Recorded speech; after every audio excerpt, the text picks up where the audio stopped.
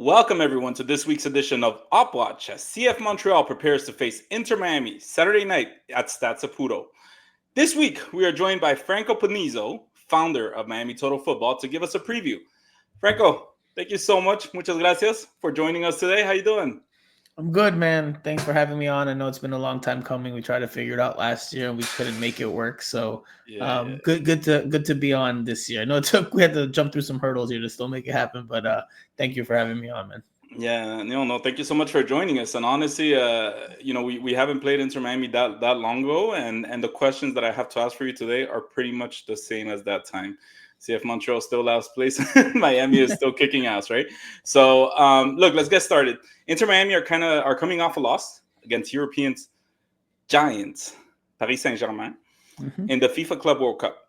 How are Miami fans feeling right now, despite being the last and only MLS team to have made it that far in the competition?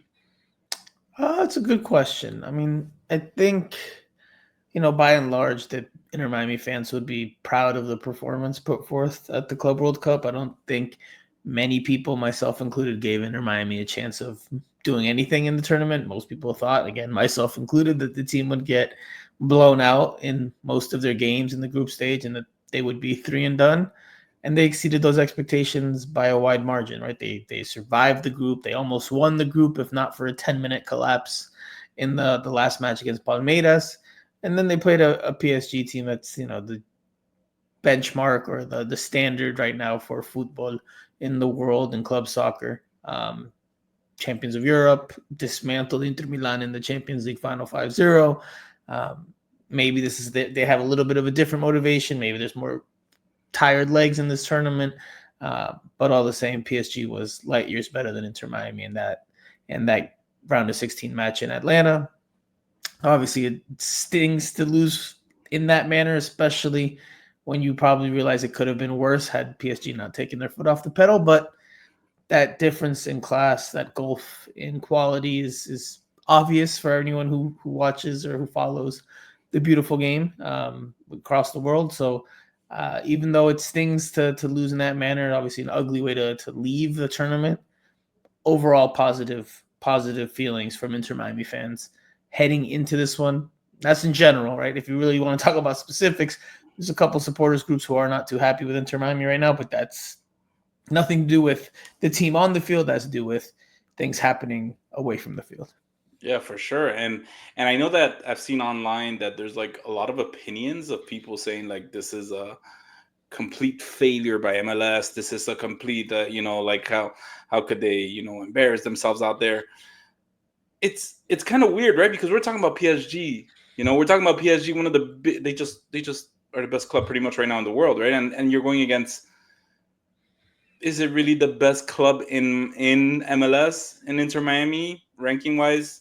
We can get into the details but on paper, Franco, it's the most media friendly team on paper based on results and in the standings. They're not the best team in MLS right now, but it's the most like we say in Spanish, mediático, right? It's the team that has the most media spotlight on it because of the big names, the city it's in, all those things, the ownership with David Beckham, all those things factor in.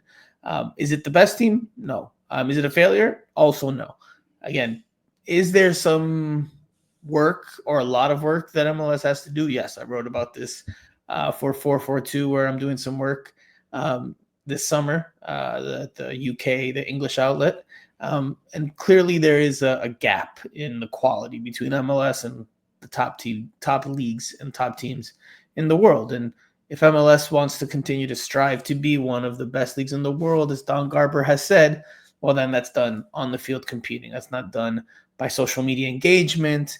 That's not done by attendance, average attendance in games, which MLS loves to talk about at the end of every season. It's not done by how many people have Apple subscriptions. It's done by results on the field. And with the results on the field, not only did MLS struggle in this tournament, Inter Miami maybe being the exception, but they also have struggled in CONCACAF Champions Cup for decades now, right? There's only been one MLS team in the last 20 or so years that have won that tournament, the Seattle Sounders. Other than that, MLS still continues to lose regionally. So it's not a failure for them at the Club World Cup, in my opinion. I think, again, with Miami getting through, LAFC and Seattle Sounders looking more competitive than what you would have expected. Because, again, a lot of people expected blowouts, and we didn't really see that aside from the Inter Miami match against PSG. So I wouldn't call it a failure, but it is a dose of reality, a look in the mirror of where the league stands, where the teams are, and how much work has to be done if they want to close that gap. For sure. Now, it's been almost 2 years. Everybody has their own opinion, Franco, about this, right? It's been almost 2 years into the Lionel Messi experience with Inter Miami. I'm not going to call it experiments. It's going to be like a ride, right? Like a roller coaster with Lionel Messi with Inter Miami. How would you summarize his time in Miami? And how does the future look for Inter Miami with him or without him? These last 2 years, I mean, obviously the team's had a boost, right, in terms of on-field performances with him there, not just because of his goals and assists, but the project itself has gotten better. But it was still a young club before he got here, a young organization before he got here. It was 3 years and change in the making, so they were still figuring themselves out. If Messi had not come, I'm sure they would have invested money somewhere else, and the team would have gotten better. I wouldn't say that they'd be this media friendly or this mediático or this as good, or the potential to be as good as they have been, obviously. But I think they would have improved eventually in some way, shape, or form. Maybe not to this level, but in some way, shape, or form. With Messi, obviously, again, you've got the spotlight. You get the fantastic goals, you get the big games. Against CF Montreal, he scored a fantastic goal a few weeks ago. He has scored against CF Montreal this season. So, but the team, I don't think, has lived up to real expectations of what they should be with Messi. They won the Leagues Cup when he first got here, which it's the first trophy, first piece of hardware that goes in the trophy cabinet for the organization. How much weight it has, I mean, it's great because it's the first one, and it means a lot because Messi had just arrived. But in the bigger picture, it's not an MLS Cup trophy. It's not a CONCACAF Champions Cup trophy. So it doesn't hold as much weight as those two, and those two Inter Miami has not been able to grab up to this point. If they can do it with him in the team, in the squad, then I think it's a success. The project will be deemed a success. If they don't, then I think there's real questions. Yes, they set the points record for an MLS team in the regular season last year, won the Supporter Shield with that. But again, it's a nice trophy to have, a nice one to add to the trophy cabinet. But the bigger ones are still out there for them to win. What the future looks like will depend largely on how much longer he stays. There's questions on if he'll stay. I have no doubts that he'll be back in 2026 with Inter Miami. Would that be it? Will he do another season to 2027? That's to be determined. I imagine they'll continue to push to try to maximize his time here. Maybe the supporting pieces, the supporting cast around him will be a little bit different in the coming years. But again, I think that they'll still be one of the contenders in the East. Not guaranteeing that they'll win anything, but they'll be, of course, in the conversation.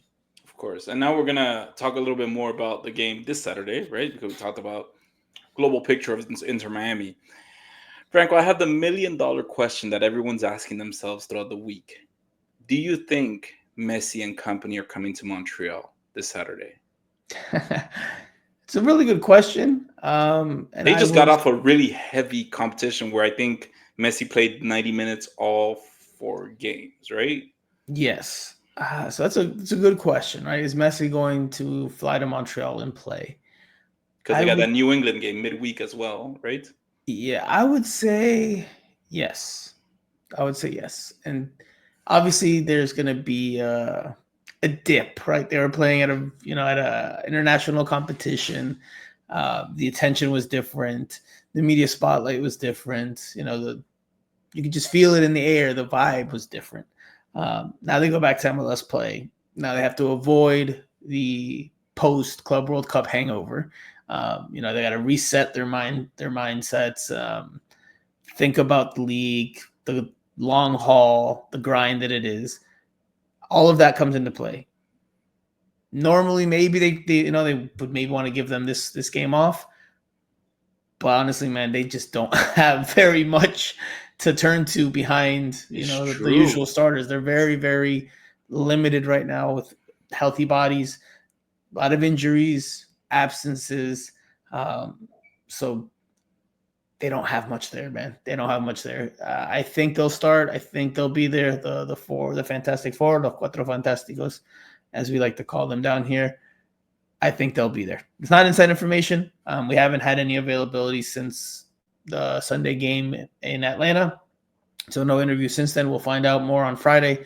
But my hunch would be that yes, they'll be there. I mean, they're not in a great place in the Eastern Conference standings either, so they've got to make up that ground, and it starts on Saturday. Tell me something, Franco, because I'm not very well aware of this, and this is not a question I usually ask, our guest in Op Watch, but like, how has it been with the media for Inter Miami in the sense of like, do they have open practices? Like, not now would be a great moment for you to go to practice and see if he's actually practicing or not, right? Yeah. But have they been very restrictive? Have they been transparent? Have they maybe not let independent media go in as much to look? How is the media being treated right now in Inter Miami, for Inter Miami? I would I would say it's being treated, and we've been treated pretty much how we were beforehand. Okay. There's some caveats, some exceptions, which I can get into here in a second, but by and large, I mean the access is still the same. Training a couple times a week. You get the first 15 minutes of training. This Only was 15 minutes. You never get to sit a full practice. no, we have not seen a full Hmm. practice. I mean, there was just again, there's small exceptions. There's times where Inter Miami does events for season ticket holders, and they'll hold like a once a year practice session at the stadium, and media is invited. So there you get to see the full training. But again, it's not really done for media. It's done more for the fans. Generally speaking, no, media does not get to see more than the first 15 minutes. Normally, I mean, anyone who's followed at Franco Panizo here, as you can see right there, anyone who's followed there has seen that essentially you just see them walk out, you see them have a pre-practice talk, they do some warm-up stretches, light runs, and then they do a rondo. That's essentially what we see practically every time. We don't see beyond that. We don't see drills. We don't see shooting. We don't see mini games. We don't see much. So that's been standard this week because they're coming off the Club World Cup. They've done a lot of media in the last few weeks because FIFA requirements during a FIFA tournament.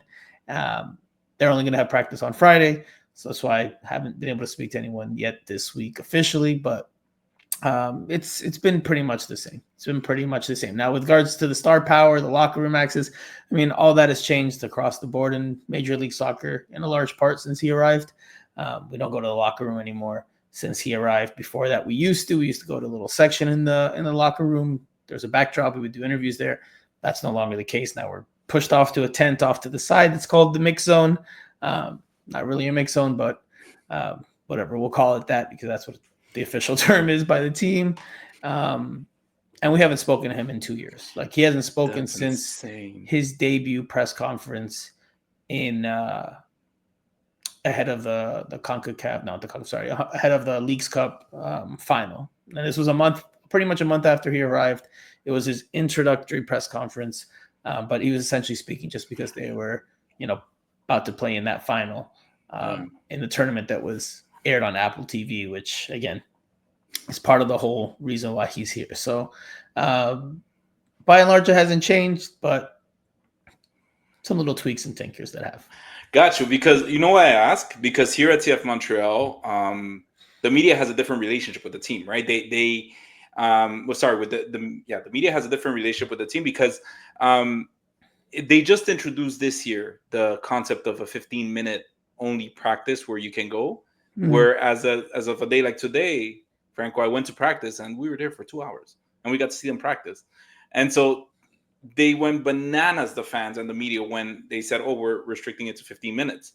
But it's in a whole different reality, like you mentioned. So I just kind of wanted to learn it. But let's go back to the game. Inter Miami are facing last place in CF Montreal, the last place team in CF Montreal, who are coming off a win versus NYCFC. And like I said, it's a similar question that last time I asked in Inter Miami when we played Inter Miami. We're looking again to restart the season. How does Miami view this game? So it goes back to the previous point, right? They're not in the best place in the MLS Eastern Conference standings. They have to start picking up points to get in a more comfortable place in the table ahead of the playoffs. You want a home field advantage. You want all that good stuff. So that starts on Saturday. But again, you're coming off of a very big high of playing in a very noteworthy and international tournament. So there's going to be clearly some emotional dip, right? To have to refocus, to do all that. And that's where Javier Mascherano and his staff are going to have to do their job this week, right? They're going to have to find a way to avoid that hangover that I mentioned before. They're going to have to find a way to motivate the guys, to get them up again for an MLS game. Because, look, I mean, playing in the Club World Cup is here. Playing in MLS regular season is here. That's just the reality of it. And against the last place team in the Eastern Conference, it could be easy to overlook. It could be easy to be like, oh man, we have to fly again. You know, a lot of hours. We got to get back to the grind. Like mentally and emotionally, they're gonna have to work more than on the field, right? On the field, I mean, on paper, you would expect Inter Miami to take care of business, even away from home. But it's the mental and the emotional part that will have to be addressed this weekend if they're to avoid a disappointing result in Montreal. And it's incredible because you're talking a lot about the mental, but it's also there's so much going on right now in the sense of, you just mentioned, you guys, your bench is kind of, getting thin game and week by week, and you just finished a very heavy tournament, and you come to Montreal, the last place team, and they tell you, well, here we go again, right? You got to restart again to try to be competitive. I can only imagine that it's going to be very tough for Miami as well. How would you sum up Miami's MLS season so far this year? Because we're almost halfway through the season now, and even though you guys have played a bunch of competitions in between, how would you sum up the MLS season for Inter Miami? To this point, it hasn't been a great season. If you're just talking MLS, I mean, we're not talking Club World Cup, we're not talking Champions Cup, which factor into the whole thing. But if we're talking about just MLS, it hasn't been great, right? Look where they are in the standings. Not near the top of the Eastern Conference. They've had some bad results. They had a very bad stretch right before the Club World Cup that they ended with a couple of good wins. But it hasn't been smooth sailing. Mascherano's the first year as a head coach of a club team. There's been growing pains. And the team just hasn't really found its footing. Again, a lot of people expected, given the form the team was in heading into the Club World Cup, that Inter Miami would get blown out. And then we saw a completely different Inter Miami. Now I have my thoughts on why we saw a completely different Inter Miami in that tournament. And I have questions as to whether they'll be able to translate what we saw at the club. That's interesting. Why do you think that? Why is it a Messi thing? What do you think? I mean, how much time do you have? I can sit here for 10 minutes and dissect a bunch of different layers behind it. Say it in French. Say it in French. I'll say it in Peruvian. I know we're both Peruvian. Apparently. Found that out right before the cameras turned off. Yeah. Look, I mean, one thing that I analyzed, my personal stance and opinion during the Club World Cup, I was at every game. Was the different styles from the teams across the globe. Some teams, some leagues play differently than MLS teams, right? So while there might be more talent in, the top end of Portugal's first division, or, in the Brazilian first division, those teams play a different way. And the ways that they play may have helped Inter Miami not look so vulnerable. I mean, to put it clearly, in MLS, it's very transitional, right? I like to call it ping pong soccer because it's very back and forth. There's not a lot of build up and patience and possession and long sequences. It's very just back and forth, very tennis-like. Yeah. And Inter Miami is a team with 4 players that are closing in on 40 years old.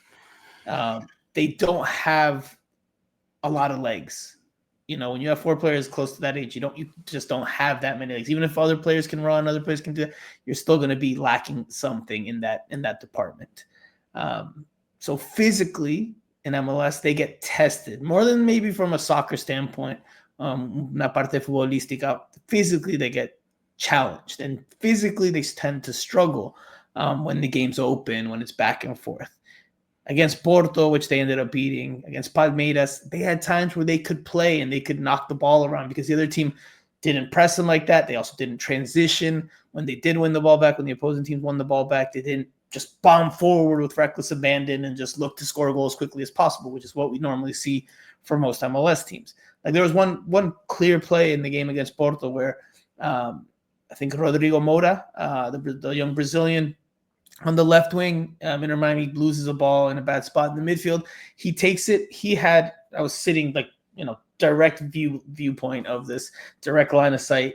He had Chelo Weigand right in front of him, and he could have taken him on, on the dribble or for speed or just try to juke him with some moves, and then he would have been free on goal. And my eyes are trained to see that because I watch MLS every weekend. Yeah, and Vancouver did that to Miami and absolutely ripped them with on the one-on-ones. But Rodrigo Moura did not do that. Instead of going at him, which is what my eyes and my brain were trained to see, he ended up taking a pause, cutting back, looking to combine with teammates. Gotcha. And that allowed Inter Miami's defense to reset and get back into their shape. So they weren't physically challenged because the style of the opponent allowed them to get back into their block and be more organized. And again, I have questions as to whether they'll be able to get by with that. I think we saw some things that played to their strengths at the Club World Cup that we might not see in MLS. Now, I'm not saying, they're going to have trouble against Montreal, but against, higher level opposition, we might still see them struggle because they still don't have, those physical attributes, right? That's still going to be their weakness, and it's still a league that's very, very physically focused. Yeah, wow, that's a very, very interesting take. But thank you so much for that, Franco. So we're just going to go ahead and move on to the game again, to this weekend's game. Before the pod, I asked you to obviously give us your predicted lineup, right, for this weekend. But as we know, this is MLS. It can change from one day to the next. This could be completely different on Saturday, but we predicted anyways, right?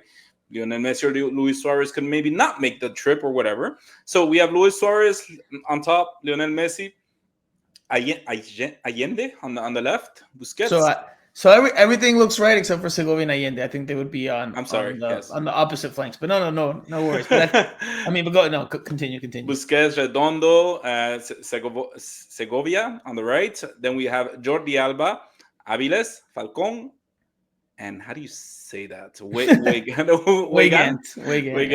on the right, and Ustori on goalie, the goalkeeper that. Is surprisingly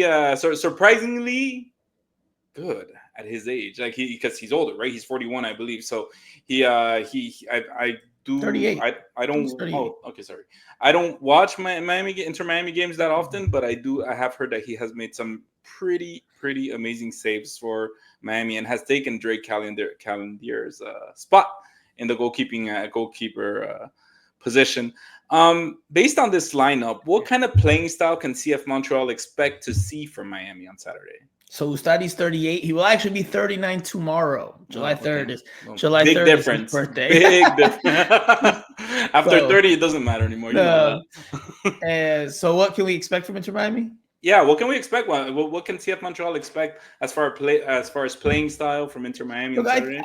I think they're going to be confident, right? Mm-hmm. Well, there might be a dip in emotional and mental levels just because of where they were at. I think there's going to be also confidence that they showed and they proved to themselves that they can play against the better teams around the world when they're motivated, when they're up for it, when they play to their style. So I think they'll go in with confidence. But again, it's a matter of physically how they'll handle it, especially after this last stretch. It's also going to be a grueling month from them. Leagues Cup starts. They go from the Champions Cup to the Club World Cup. Now they've got Leagues Cup starting up this month again. So physically how they'll handle it also, because again, it's a different type of CF Montreal has some wheels, right? There's players that can beat you for pace. So that's going to be one thing they have to check for. And again, just how does Mascherano get them going mentally, focused, to playing to their best. Because, um, if Montreal takes a lead on a counterattack, the heads start to sink. But we see a motivated Messi, like Luis Suarez's goal against Palmeiras. We haven't seen a goal like that from him. I don't think at all in his time in MLS. He scored some great golazos. He scored some great bangers. But he's not shown that type of goal where he takes two players on his own on the dribble and then smashes a left-footed shot into the top left corner. I mean, that's clearly shows the jerarquía, their know-how. It shows their still skill, but it also shows motivation, right? Because in MLS, you just don't see him do that type of play. I mean, also, again, in MLS, players are a bit more physically gifted, so maybe they're a little bit stronger and can knock him off the ball, or maybe they're a little bit faster and he can't beat them for I mean, I won't say for pace because I'm not beating anybody for pace on the dribble. But he can't create that separation or that space that he did in that goal. So there's physical elements, tactical elements. They'll come in with some confidence. Could CF Montreal maybe see like a direct style from Miami? Maybe I don't think so. A lot of tiki taka. I think it'll be possession based. I think they'll look to build on what we saw at the Club World Cup, where they have the ball, they try to string together longer sequences. That's what they'll try to do. Yeah. Whether they can pull that off again in MLS, where the football is different, that's to be seen. But I imagine that will be the initial game plan, and then we'll see how they execute. So obviously, everybody knows you said the Cuatro Fantásticos that are in Miami. But what are some of Miami's strengths that CF Montreal must be aware of? In terms of players, or just in terms of in terms as a team, right? What are some of the things that you would say would be considered a Miami strength besides obviously the Lionel Messi effect of having him there? So I mean, if there's you want the scouting report for Inter Miami, I mean, Tadeo Allende is probably the fastest of the attacking quartet, which is Suarez, Messi, Allende, and Segovia. He's the one that can actually maybe test defenders for pace, for speed. If you saw the goal that he scores against Palmeiras on the counterattack, he breaks in behind Palmeiras' backline to finish in a one-on-one clear chance. He's the only player really that's going to test anybody for speed. I'm not saying he's Usain Bolt either, but he's the only player that can provide that element, and that's why he so regularly starts, because he has scored some goals this year, but he's streaky, doesn't always take his chances in the best way, but he's out there because he stretches the back line. He's the one weapon that can make the runs into space and really test your defense, test that back line, stretch that back line, make those runs off the shoulders, whereas Messi's not doing that. Messi's not making those runs into space. Suarez isn't either. He's not going to burn by anybody. Telasco Segovia on the left wing also isn't going to beat you for pace on the dribble. He's more of a guy that likes to have the ball, combine, tends to tuck in a lot, especially with Jordi Alba making those overlapping runs on the left wing. So he becomes kind of more of a hybrid central midfielder than a left winger. So really, really the only one that's going to beat you for speed is Allende. Segovia is good, though, and he has shown he can score some bangers. He scored one against Porto with his right foot. He also scored one against Philadelphia before the Club World Cup. He has goals in his bag, can score some pretty goals. So, but that's pretty much it. I mean, Busquets isn't really scoring from midfield. I think he's only scored once since he's gotten here 2 years ago, and that was off of a corner kick. Fede Redondo has not scored for Inter Miami yet, I don't believe. Maybe he does have one, but not a real big goal-scoring threat. Benjamin Kremaski isn't either if he were to get to start over Redondo in the midfield. And then in the back, I mean, none of those players are goal-scoring threats aside from Jordi Alba. So, I mean, the scouting report's pretty simple there. You know which players you got to stop. You know which players could pop up. But it's about Inter Miami's collective. If they're good enough, if they play to their level, they're hard to beat. But again, it's MLS. We'll see how they do with the changing style. For sure. And in that same line, what would be some weaknesses that maybe Montreal can exploit for Miami this week? Yeah, I mean, when Inter Miami starts to push, their lines higher and into the opposing half, there's a lot of space in behind, right? So if you can win the ball and quickly, cleanly, precisely transition it forward and test their backline for speed, you're going to have looks against Oscar Ustari. Um, so that's definitely one weakness. I mean, set pieces have also been a weakness all season long. They just, for whatever reason, can't seem to negate those issues. So those are two of their biggest errors or two biggest areas of concern, and I think that will hold true again this weekend. They're going to be weak probably on set pieces. They're probably going to be weak in transitions. Those are the areas where CF Montreal can really cause some damage if they're good enough. Going back to the styles thing, against Al Ahly was the team that Inter Miami in the Club World Cup, aside from PSG, struggled with, right? In the first half, Al Ahly created a ton of chances. Oscar Ustari had to stand on his head. It was probably his best game of the tournament. Yeah. Saved the penalty kick as well. But the reason for that was because Al Ahly was more direct, right? They were quicker to play in behind Inter Miami's defense, whereas the other teams, again, were more possession-based and tried to break them down that way. So if CF Montreal can be that direct type of team or can be good on set pieces, then they have a chance. I mean, Montreal always struggled in set pieces in the past. Now with George Campbell and Jaden Neal's out, but our center backs they've gotten bigger center backs, right? And I feel like Inter Miami, they used to have Mabica, I think, the center back, and they used to have some big center backs. And I just feel like, Noah Allen is not a center back, but he's a left back, and these other players that are not the tallest, even Jordi Alba, as much as a fantastic player as he is, they're not natural defenders to block set pieces in this MLS that is, like, as you mentioned, physical, right, big bodies. So it's definitely, you can see why they would struggle. I don't think it's very evident. It's just a different style of football, right? Like, I would say Inter Miami is the most Latin American team that exists in Major League Soccer today. And the Latin American style is, buen pie, a good foot, building out of the back, keeping the ball on the ground, trying to be possession-based and create chances in that manner. Yeah. But those players, not saying it's impossible, right? We know there's exceptions, Paulo Herrero being one of them. Shout out to the Peruvian. Yes, let's go, vamos. But normally speaking, those players aren't the most gifted physically, right? So Inter Miami physically, again, not their strength, right? Not only just in terms of running and speed, also size, also height, also jumping. Like they're not that team. They're not built that way. They're built in a different way. They want to do things differently. They want to win differently. Which is, again, against the grain from what most MLS teams do or how they're constructed, where, look, American soccer is built that way. You look at the U.S. men's national team. Yes, they're getting better in terms of talent in different attacking positions, players playing at higher levels, but they're still not like, okay, there's some great number 10, there's some great number 9.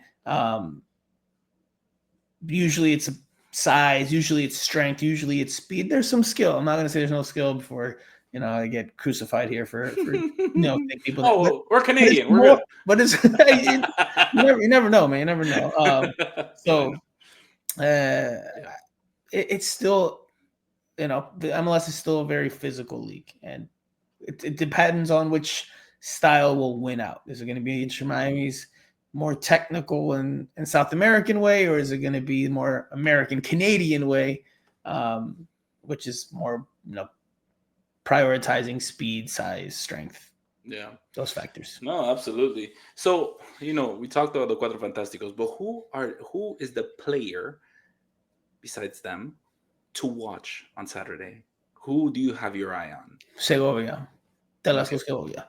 Well, I said Allende could be the one that could stretch the back line. I think Segovia comes in with a lot of confidence into this upcoming game. Not only to score a hell of a goal against Porto, there's reports that he's being watched by clubs in Europe, including Real Betis in La Liga in Spain. So clearly, if he wants to take that next step and go back to Europe, he's played in Europe. Then obviously building on the Club World Cup would be big. So there's a lot of motivation for him. I would keep an eye on Telasco Segovia. Okay. And last but not least, the part that usually we don't like to talk about, but what's your score prediction for the weekend? Oof. It's difficult, man. It's Sé difficult. gentil, sé gentil. No, it's Be difficult. nice. It's tough, man. I Yeah, honestly really don't know what to expect yeah, from Miss Inter Miami. I mean, again, coming off the Club World Cup, and the showing they had, you would expect them to come back to Major League Soccer and cruise and beat lower opposition than them in the standings with ease. But I just don't know if they have the same motivation. Does Messi have the same motivation? Um, Grinding through an MLS regular season where you play 34 times, as opposed to a club World Cup tournament that's an international competition. There's eyeballs from all around the world. You're playing teams at a higher level, so you need to be at a certain standard to even try to be competitive there. yeah. Like I think the motivation's different and the style is different. So I really haven't. I mean, honestly, I have no idea. No Okay, idea. Inter Miami can fair. just as easily come out and win this one comfortably as they could suffer a 2-0 loss. Right? Yeah. It could go either way. I mean, if I had to put my hands to the flame, if I had to put my money where my mouth is, I would say 1-1 draw. A disappointing 1-1 Fair. draw for Inter Miami. Which raises more questions about the direction of the team here this season. I don't know if CF Montreal would take that as a positive result either, because I know Montreal needs to pick up points. They're at the bottom of the table. Although against Inter Miami, maybe that's an acceptable result. I don't know. I'll let people in Montreal decide whether that's a good result or not. But I'll go with a 1-1 draw. You know what? You want to know the truth, Franco? Every game moving forward for CF Montreal, it's a playoff. Must win. Like, that's it. That's where we're at. So I'm not gonna get into CF Montreal because again I've taken up too much of your time, Franco. No, man. I'm good. But look, just to finish off, we like to ask our guests, what is the best spot to eat in town? Now, I know you and I were both Peruvian, and obviously you're gonna recommend the Peruvian spot because where else would you recommend? Claro, papi, claro, tú sabes, ya tú sabes. But where would you recommend, say, our visitors from Quebec, from Montreal, to visiting to Miami? Obviously not this game, but where would you recommend that? Where's your spot? Where's your go-to spot where you're like, you know what, first place in my head that goes here, that's where I want to go? Damn, that's a damn good question, man. Because I mean, I don't really know what the Montreal, what is Palacio de los it? Jugos, The Quebecois. Quebecois. What do we say? Quebecois. The people from Quebec. They're open to everything. They're open to everything, but they don't know the palate. I know they like poutine. I know they like poutine. They have really good poutine in Montreal because I've only been to Montreal once, surprisingly, and I went to the. Oh my God, I'm blanking on the stadium's name. Not Stade Saputo. I went to the big one for a CONCACAF Champions League game, the Olympic Stadium. Yeah. So I haven't even seen Stade Saputo in person. Okay, so let's keep it simple. Forget it. Okay. I mean, listen, Ceviche 105, man. Ceviche 105. It is Peruvian, but people like Peruvian food around the world. They just like the flavor. I don't know. Even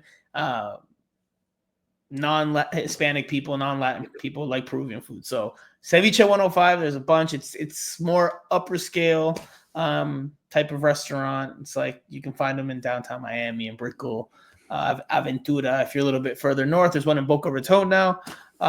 So there's a bunch of them. Very good Peruvian food. That's probably what I'm saying. Pollo Tropical, I mean, it's good, but no. Ceviche 105. It's like the level of Chipotle, right? It's like a quick little lunch. Yeah, it is good. It is good. I'm not gonna lie, but Ceviche 105. You can't go wrong with Ceviche 105. And for the Pollo Cijarras is good too, though. You want to keep it simple if you're not like seafood person, or you don't want to you want to just have a piece of chicken with some fries and some salsa, some creams. Pollo Cijarras is pretty good too. Let's get it, man. I can tell you guys my experience because I'm from Miami and I go every once in a while. And you got some West Coast. I feel like you got some West Coast vibes, though, man. No, not at all. Ceviche 105. Not at all. Ceviche 105 hits the spot. Anyways, all right, Franco. Look, thank you so much for joining the Ball is Round today. In this edition of Op Watch. Now, can you please tell our listeners where they can find you for everything Inter Miami FC? Yeah, man, of course. At Franco Panizo on Twitter or X, whatever you want to call it.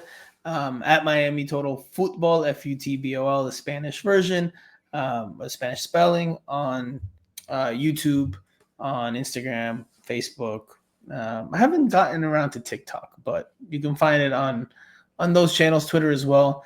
I've been doing work, as I mentioned before, for 442, so you can catch my writing there. But if you're looking for the day-to-day updates of Inter Miami, you want to see if we catch a glimpse of Messi scratching his nose, then it would be on Miami Total Football's YouTube page. Behind the scenes stuff, you're not going to get anywhere else because honestly, nobody really does video content down here aside from us. So, yeah, man, those are the places you can come check us out. Podcast, of course. The podcast, of course, it's on SoundCloud, on Spotify, but we do a video podcast as well, like this. Weekly will be on tomorrow, Thursday, so we'll preview the CF Montreal game. So yeah, those are all the spots. Almost forgot. I almost forget the podcast. I don't know why, but I had to never plug it in forget at the the end. podcast, man. Long live the podcast. All right. Well, look, thanks. Thank you so much, Franco, and may the best team win this weekend. Or maybe they'll just tie and there will be no best team. No. Every game is a playoff. Anyways, have a good one then. All right, brother.